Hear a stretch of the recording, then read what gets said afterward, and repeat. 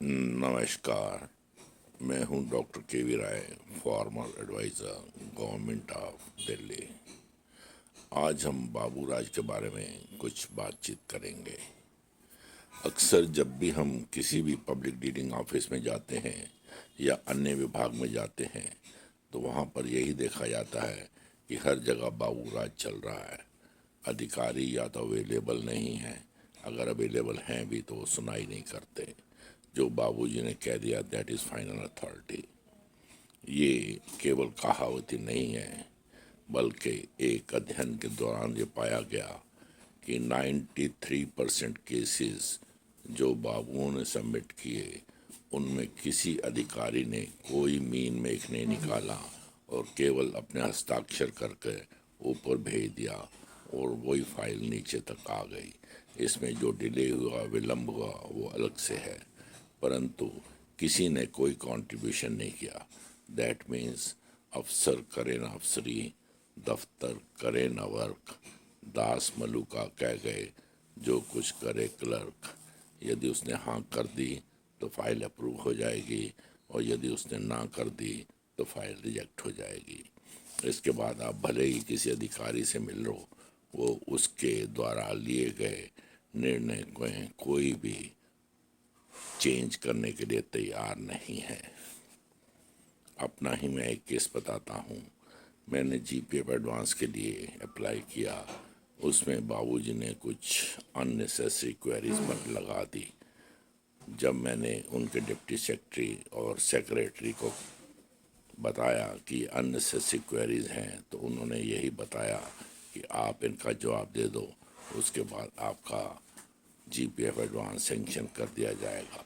परंतु बाबूजी को किसी ने समझाने का प्रयास नहीं किया कि जो आपने क्वेरीज लगाई हैं वो अननेसेसरी हैं और भविष्य में ऐसे ना लगाएं।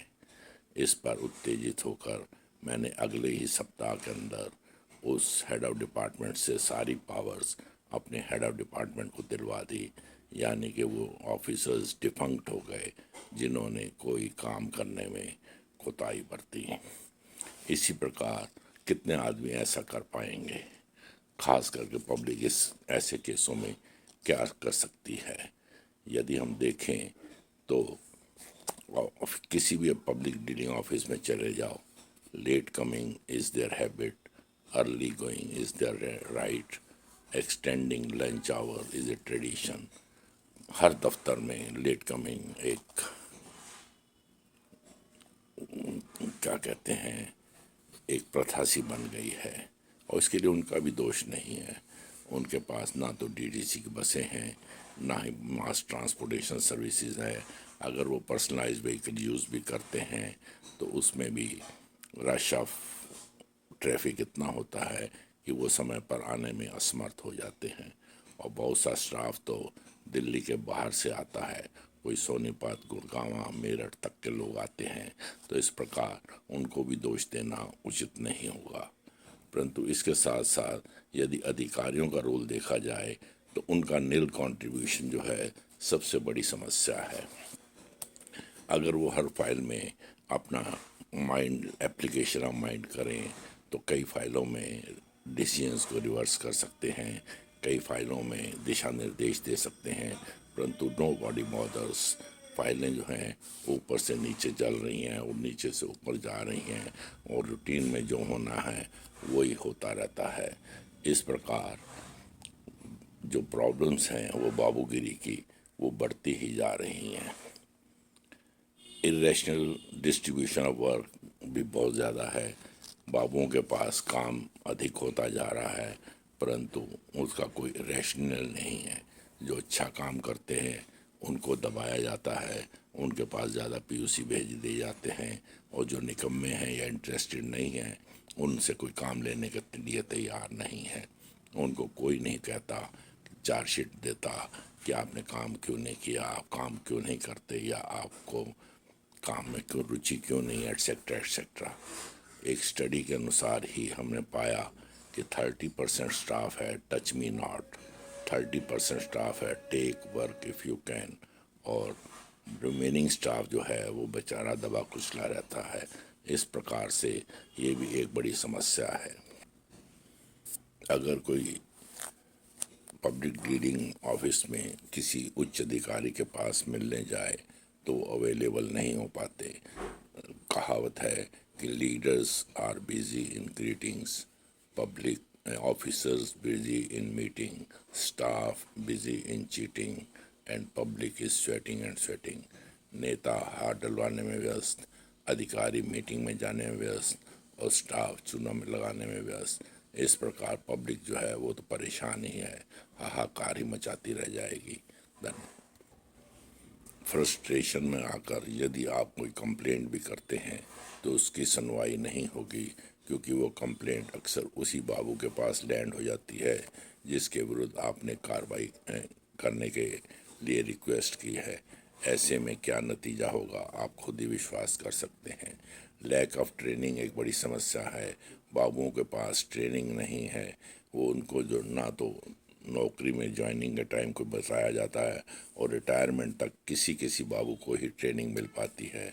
विद द रिज़ल्ट वो बिना ट्रेनिंग के ही रिटायर हो जाते हैं और उनको ये ज्ञान ही नहीं है कि रूल्स एंड रेगुलेशंस क्या कहते हैं और उनके अनुसार कैसे कार्रवाई की जाती है। ये भी एक बड़ा प्रॉब्लम है, इसको भी रिमूव करने की आवश्यकता है। सेल्फ एक्सपीरियंस के हिसाब से ही वो चलते हैं जो उन्होंने लर्निंग बाई प्रोसेस कर रखा है। स्वयं अपने माइंड अप्लाई करके जो उनको अच्छे लगता है वही करते हैं। परंतु बाई एंड लार्ज बाबुओं का काम जो है वो सफ़र ही कर रहा है। इस प्रकार से पब्लिक परेशान हो रही है और बाबू मौज ले रहे हैं। शॉर्टेज ऑफ स्टाफ बहुत है जिसके कारण उन काम में बहुत दिक्कत भी आती हैं और इसके बाद करप्शन ने भी ऐड कर रखा है इन चीज़ों को। पहले करप्ट प्रैक्टिसेस वालों का काम होता है, दूसरे लोगों का बाद में होता है। ये भी एक बहुत बड़ी समस्या है। इन सब चीज़ों को साथ साथ there is need for improvement of processes and procedures. Process and procedure इतने लेंथी हैं कि एक फाइल जो है 10-10 चैनल तक जाती है, उसको कहीं प्लग करने का प्रोसीजर नहीं है कि वो तीसरे चौथे लेवल तक ही जाए। क्यों इतने लेवल्स बना रखे हैं, उनको मैनुअल ऑफ ऑफिस प्रोसीजर के अनुसार रैशनलाइज करने की ज़रूरत है। परंतु इस एरिया में कोई स्टेप्स नहीं लिए जा रहे। इस प्रकार बाबू ही एक ऐसा कर्मचारी है जो जो चाहे वही डिसीजन ले लेता है। बाबू जो कभी ना आए काबू, ये भी एक कहावत है। परंतु हाई कोर्ट्स और सुप्रीम कोर्ट्स ने भी कई दफ़ा कहा है कि 40% लिटिगेशन गवर्नमेंट की अननेसेसरी है, जो कि बाबुओं के ही आदेश नोटिंग के आधार पर कोर्ट में एसएलपी और दूसरे प्रोसेसेस में काम बढ़ा दिया जाता है, ताकि किसी को अगर रिलीफ मिला भी है तो उसको मानने के लिए भी वो तैयार नहीं है और केसेस को प्रोलॉन्ग करने में इंटरेस्टेड रहते हैं, क्योंकि उनका तो कोई जाता नहीं है। सफ़र करने वाला तो पब्लिक है या उनका ही साथी कोई कर्मचारी होगा। इस प्रकार से इन चीज़ों की तरफ भी तवज्जो देने की आवश्यकता है।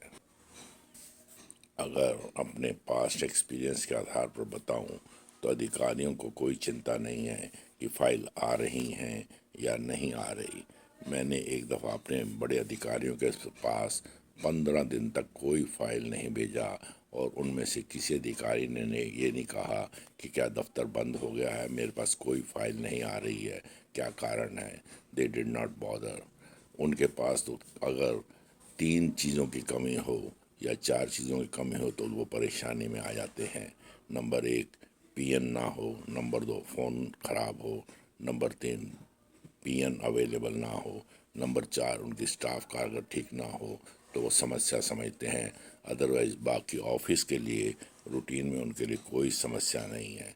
उनको तो बस एक ही काम है कि उनसे ऊपर के अधिकारियों ने जो उनको आदेश दे रखे हैं उनका किसी प्रकार से पालन हो जाए। अदरवाइज पब्लिक के बारे में कभी किसी ने सोचा हो, बड़े रेयर ऑफिसर ही होंगे। ऐसी समस्याओं को देखते हुए बाबू जो है ओवर पावर कर गए हैं और उन्हीं का ही राज चलता है। अधिकारी बहुत कम इंटरेस्ट लेते हैं पब्लिक डीलिंग ऑफिसेज में, पब्लिक की सुविधाएं देने में या उनके प्रोसेस एंड प्रोसीजर्स को सिंप्लीफाई करने में। इस प्रकार जब तक बाबू राज को कर्टेल करने के कोई स्टेप्स नहीं लिए जाएंगे, बाबू राज ही चलता रहेगा। अधिकारियों की से बड़ी लिमिटेड सी है। मिडिल लेवल के अधिकारियों को चाहिए कि वो पूरी तरह से बाबुओं के वर्क पे कंट्रोल करें, नियंत्रण करें, वरना वो तो हाथ से बाहर निकलते जा रहे हैं और किसी की कोई परवाह नहीं करता और ना ही उनके विरुद्ध कभी कार्रवाई होती है। करप्शन भी बढ़ता जा रहा है। इन चीज़ों को देखने की आवश्यकता है। अगली वीडियो में मैं कुछ बाबुओं की समस्या के बारे में बात करूंगा। धन्यवाद। Thank you.